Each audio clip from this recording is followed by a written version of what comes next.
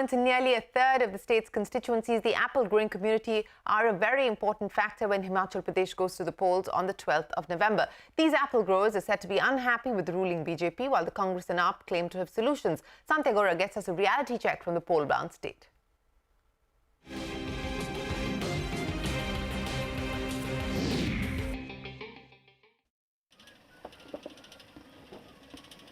Himachal Pradesh is known for its apple orchards.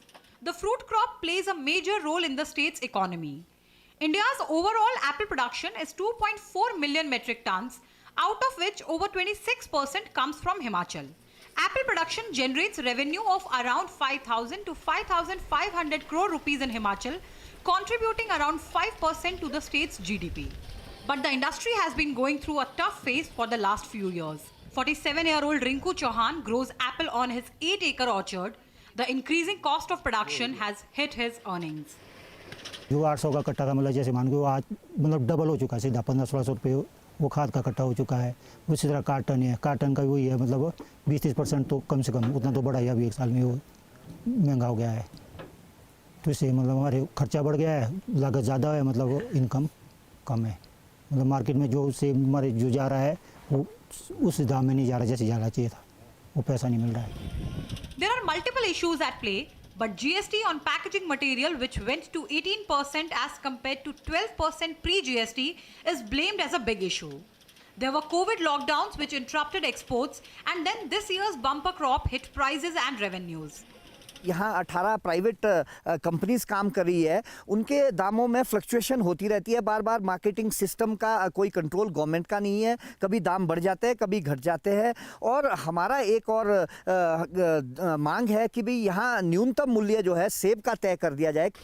The community is also unhappy with the growing influence of organized private players. Apple growers believe that the private players are allowed to operate without proper checks and balances.